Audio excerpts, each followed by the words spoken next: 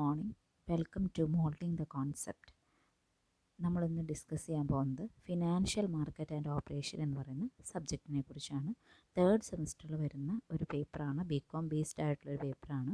ഇതിൽ മെയിനായിട്ട് ഡിസ്കസ് ചെയ്യുന്നത് ഷെയർ മാർക്കറ്റിനെ കുറിച്ചും അതിലെ ഡീലിങ്സിനെ കുറിച്ചുള്ള കാര്യങ്ങളും സബ്ജക്ട്സും ടോപ്പിക്സും ഒക്കെയാണ് ഇതിൽ മെയിനായിട്ട് നമ്മൾ ഡിസ്കസ് ചെയ്യുന്നത്.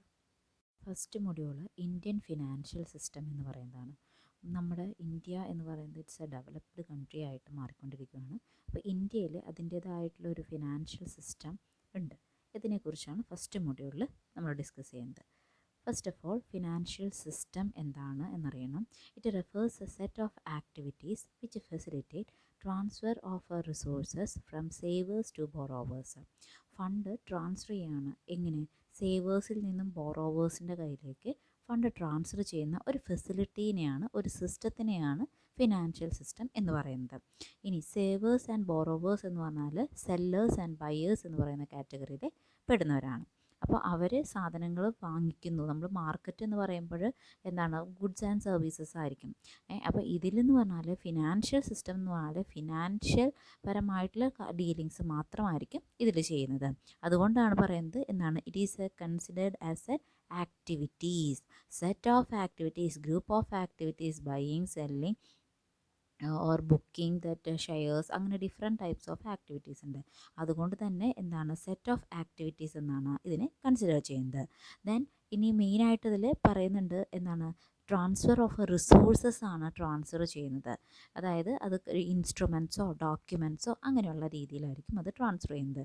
ഇനി ഫ്രം എവിടെ നിന്നാണ്, സേവേഴ്സിൽ നിന്നും ബോറോവേഴ്സിൻ്റെ കയ്യിലേക്കാണ് അത് ട്രാൻസ്ഫർ ചെയ്യുന്നത്. ഡെഫിനിഷൻ പറയുന്നുണ്ട്, financial system may be defined as a set of institutions, instruments and market which foster savings and channelise them their most effective use.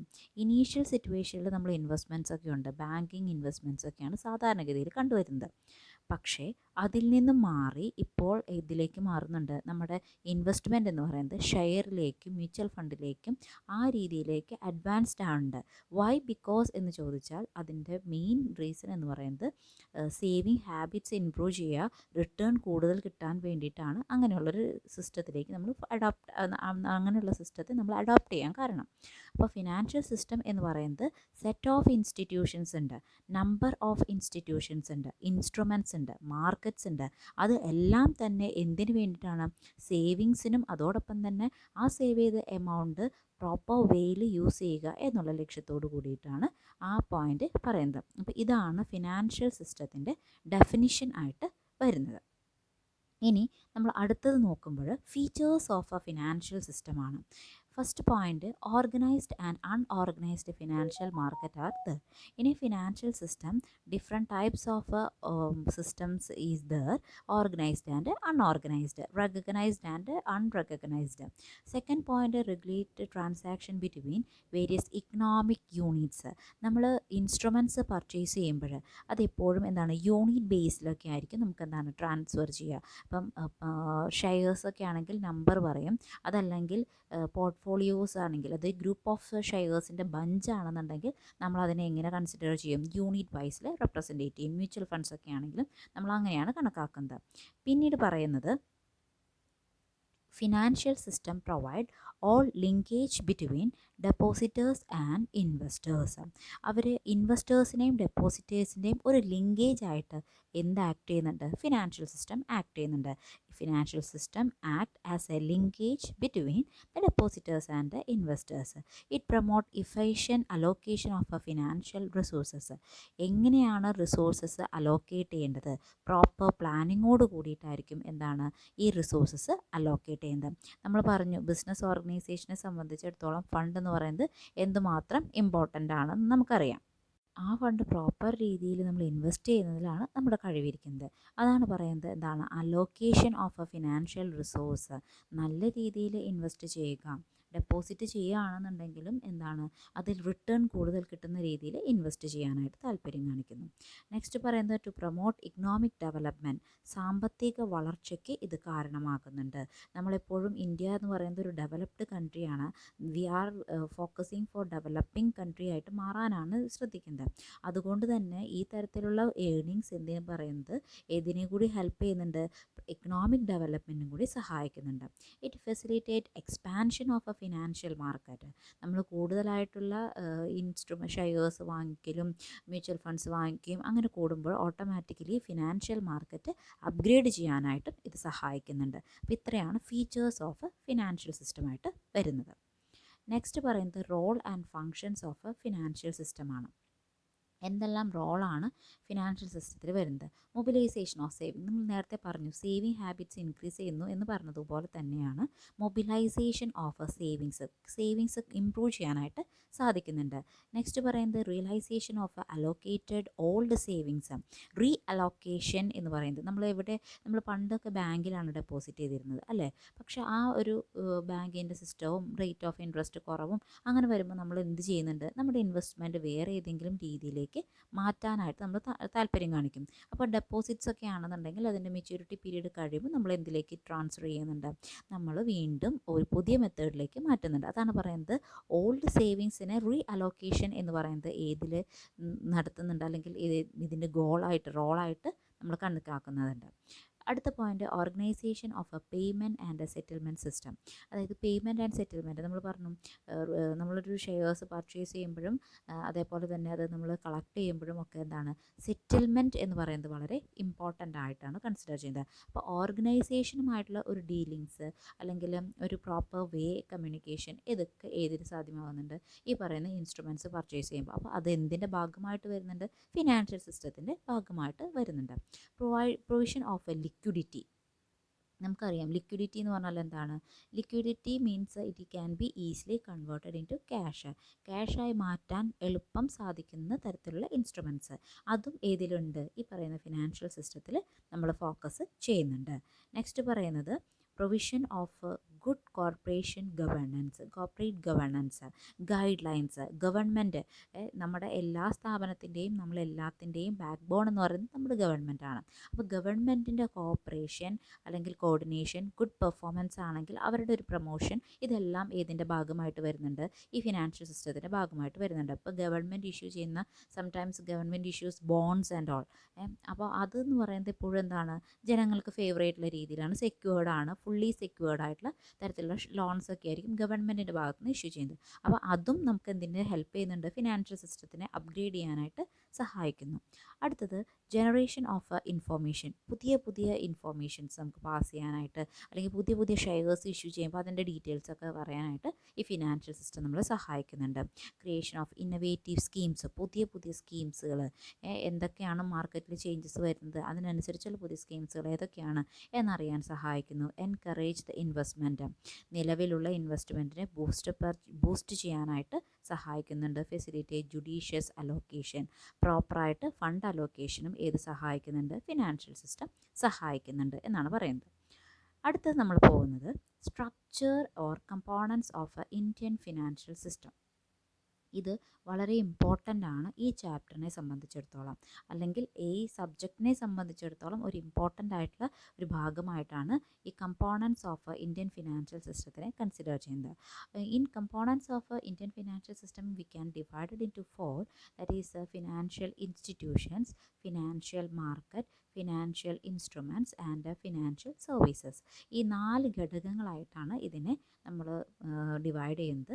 അത് ഓരോന്നും സെപ്പറേറ്റ് ആയിട്ട് ഡീറ്റെയിൽഡ് ആയിട്ട് പഠിക്കാൻ പോകുന്ന ഭാഗങ്ങളും പോർഷൻസും ആണ്. അപ്പോൾ ഫിനാൻഷ്യൽ ഇൻസ്ട്രുമെൻറ്റ്സ് എന്ന് പറയുന്നതാണ് ആദ്യം നമ്മൾ കാണുന്നത്, അല്ലെങ്കിൽ ആദ്യം നമ്മൾ ഡീൽ ചെയ്യാൻ പോകുന്നത് അതിലത്തെ പോയിൻറ്റ്സിനെ കുറിച്ചാണ്.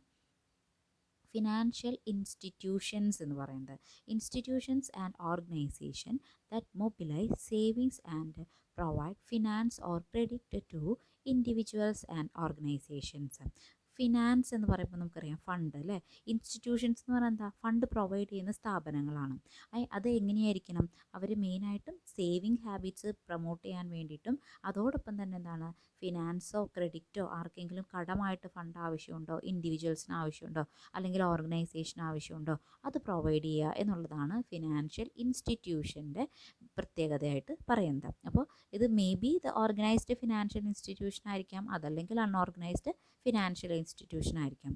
What ever may be, but in the whole sense, financial institution is the savings and provide finance or credit to the individuals and organization. Then one of the point is that NBFC, that is non-banking financial companies എന്നാണ് അതിന് പറയുന്ന full name ആയിട്ട് പറയുന്നത്. ചിലപ്പോൾ അത് ചെറിയൊരു point ആയിട്ടൊക്കെ ചോദിക്കാം, ഫുൾ ഫോം ഒക്കെ ചോദിക്കാറുണ്ട്. NBFC എന്ന് പറയുന്നത് non banking financial companies. In the year of 1956 companies ആക്ടിൻ്റെ കീഴിലാണ് ഈ പറയുന്ന non banking financial companies introduce ചെയ്യുന്നത്.